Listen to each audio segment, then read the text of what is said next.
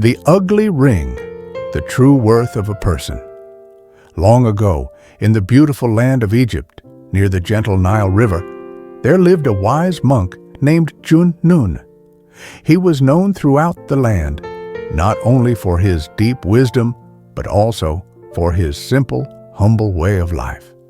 Despite being respected by nobles and commoners alike, Nun wore plain clothes, lived in a small wooden hut, and spent his days in quiet meditation by the river, watching the clouds drift by. One morning, a young man came to visit him. His eyes were filled with curiosity. He had heard stories about Nun, a man so enlightened that even kings sought his advice. But when he saw the old monk sitting on a worn mat, dressed in faded robes, the young man could not hide his confusion. He bowed respectfully and asked, "Master, I've heard that everyone honors you greatly. But with your reputation, why don't you live in a beautiful house, wear fine clothes, and enjoy a more luxurious life? I believe it would make people respect you even more." Nun smiled gently. There was both kindness and understanding in his eyes. He slowly removed an old, scratched ring from his finger, handed it to the young man, and said, "My son, I will answer your question. But first, I need you to do something for me. Take this ring to the marketplace and sell it for 1 bar of gold. When you've sold it, come back to me, and I'll give you my answer." The young man looked at the ring. It was dull, worn, and unimpressive. Its small stone had lost all shine. He frowned and said, "1 bar of gold? Master, no one will pay that much for such an ugly old ring." The monk only said softly, "Go, my son. Who knows what you might discover?" Reluctantly, the young man went to the market. At every stall, he held up the ring and said politely, "I'm selling this ring for 1 bar of gold." The moment the words left his mouth, people burst into laughter. A cloth seller sneered, "Are you joking?" A fishmonger shook his head. 1 bar of gold? I wouldn't pay a single coin for that piece of junk." Each rejection cut deeper into his heart. He felt embarrassed, frustrated, even a little angry with the monk for sending him on such a foolish errand. By sunset, tired and disappointed, the young man returned to Nun's humble hut. He sighed, "Master, I've shown the ring to everyone in the market, but no one wanted to buy it. They laughed at me." Nun's calm smile never faded. He nodded gently and said, "That's all right. Now, do one more thing for me. Go to the goldsmith shop at the end of this road. Show him the ring, but don't tell him your price. Just let him decide what it's worth." The young man did as he was told. When the goldsmith saw the ring, his eyes widened. He examined it carefully with a magnifying glass, then looked up in amazement. "Young man," he said, "do you really want to sell this? This ring is worth at least 10 bars of gold, and if you agree, I'll buy it immediately."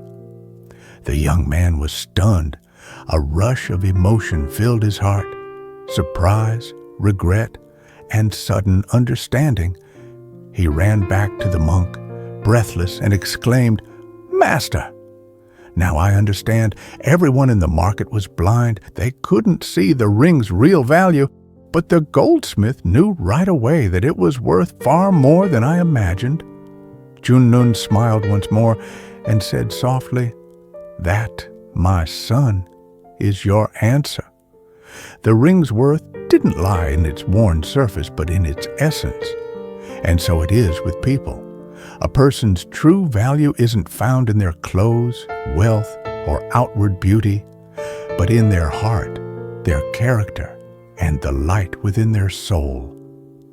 That story might have happened long ago, yet its truth still echoes in our world today. In this age where appearances are everything, People are often judged by the clothes they wear, the cars they drive, or the brands they carry. We forget that some hearts wrapped in rags are made of gold, while others, though wrapped in silk, hide nothing but emptiness. Once, in an office, a wallet went missing. Immediately, everyone pointed fingers at the cleaning lady, a poor woman who worked quietly every day. "Of course it must be her," they whispered. "She's the only one who would need the money."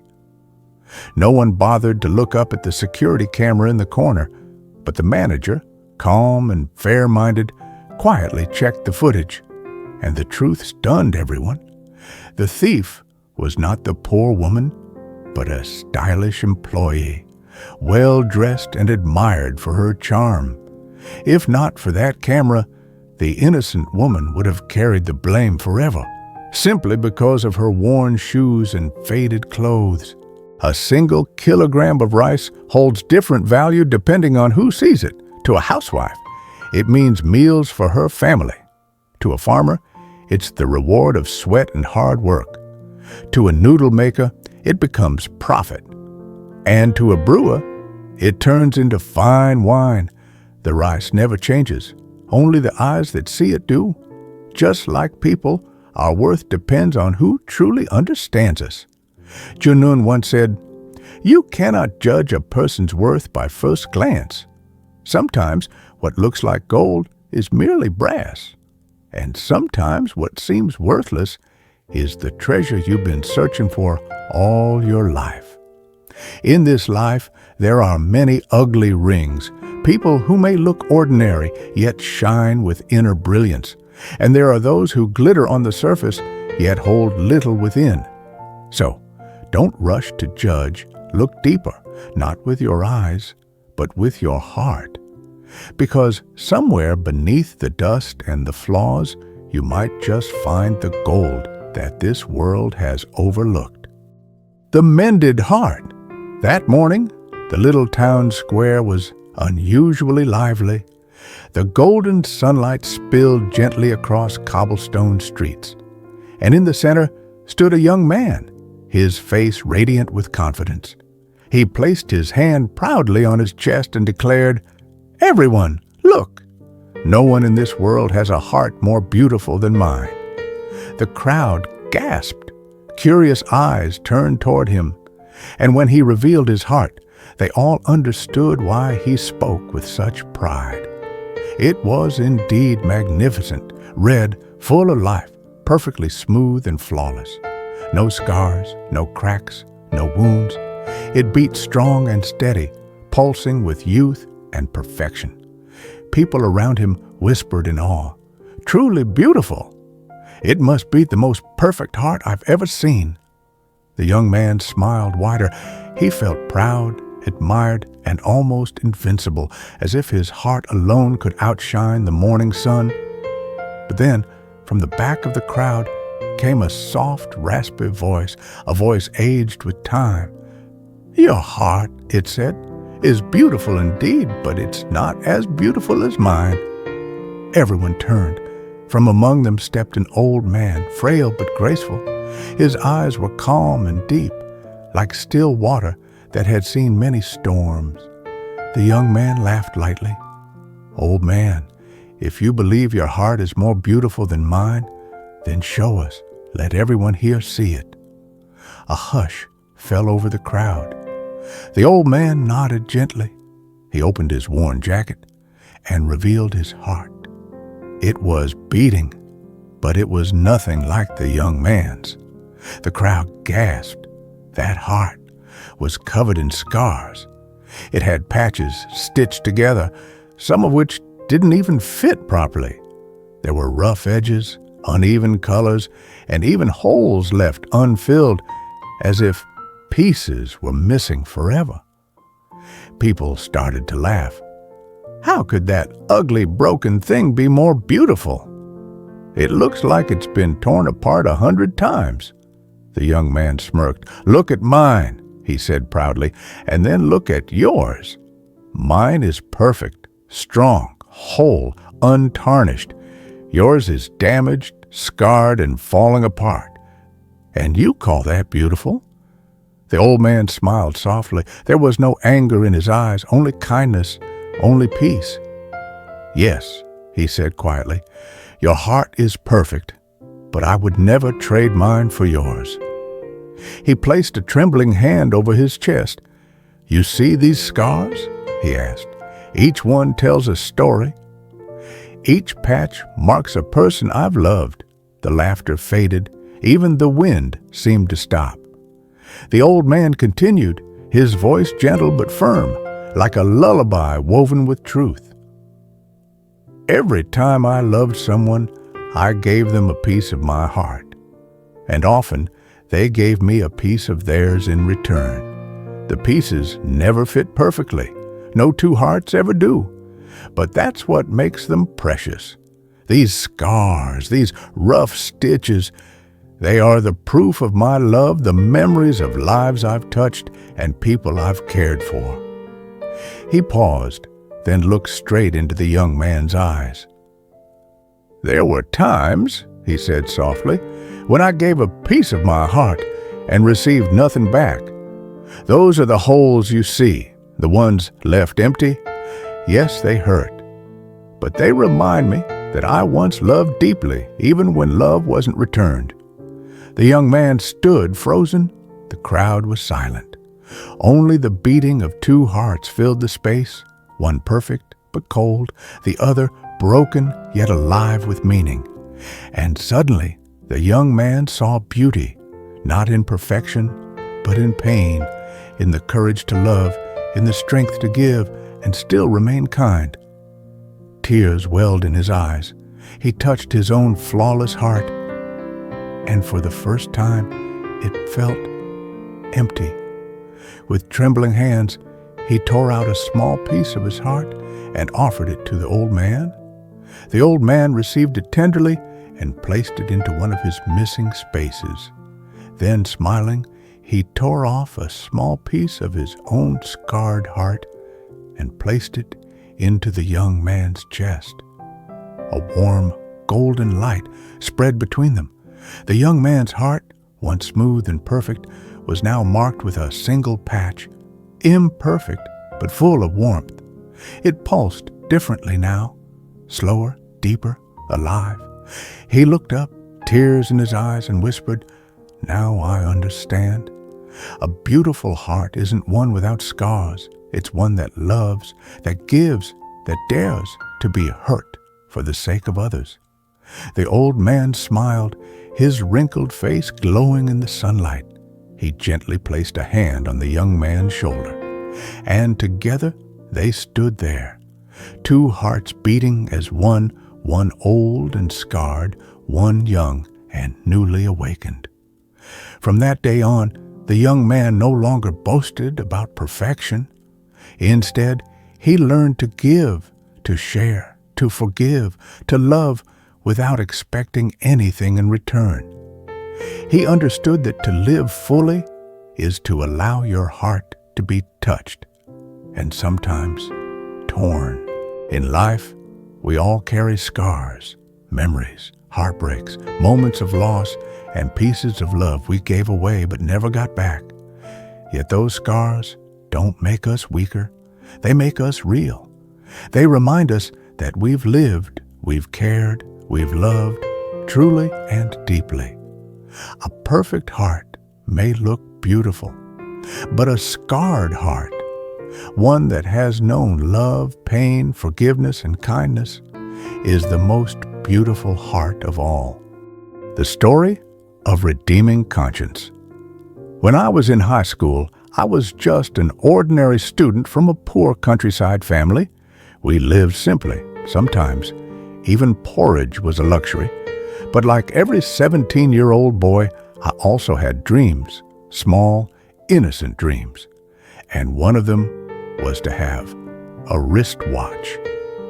One morning, my desk mate proudly showed off a brand new Shanghai watch.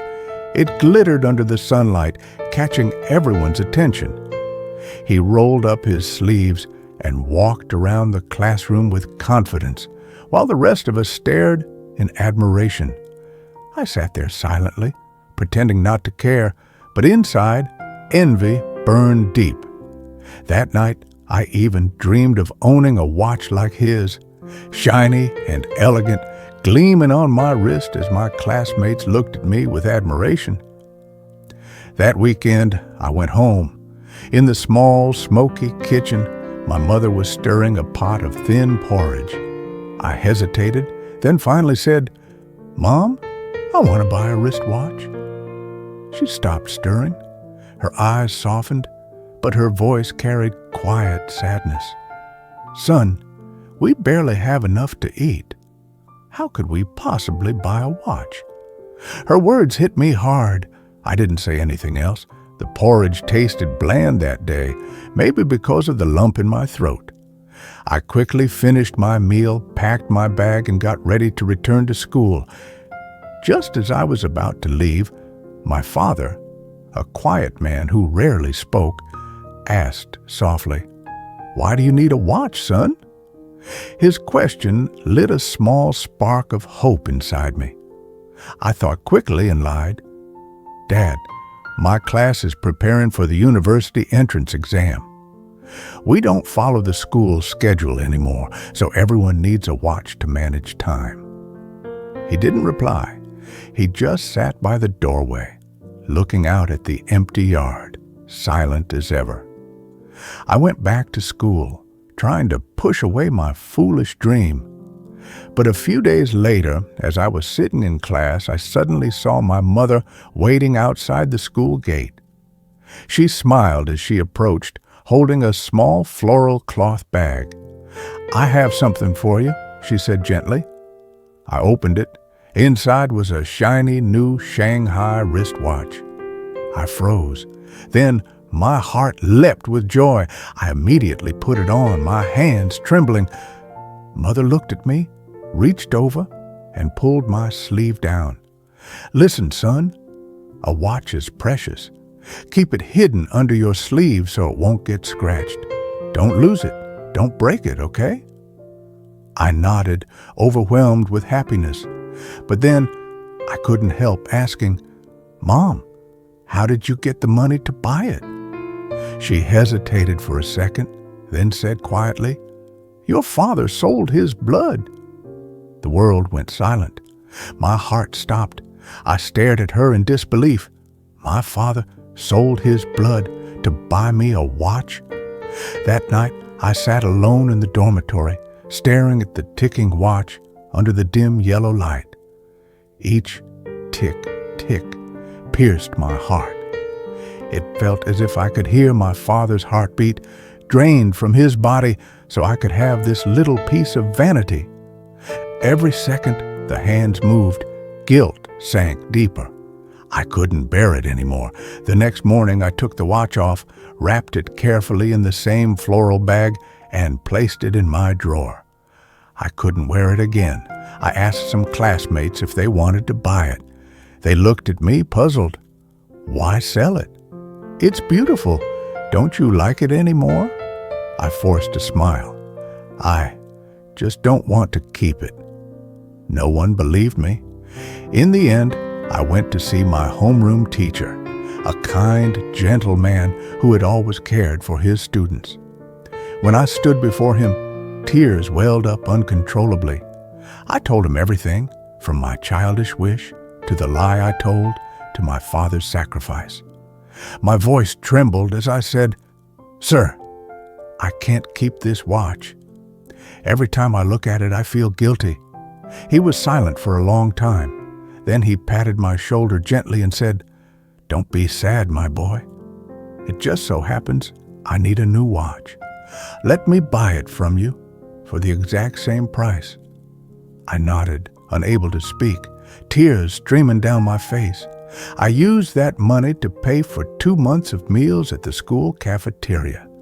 But the image of that watch and my father's quiet eyes never left me. Years passed. I graduated, got a job, built a life. But that story, that guilt, stayed with me like a shadow.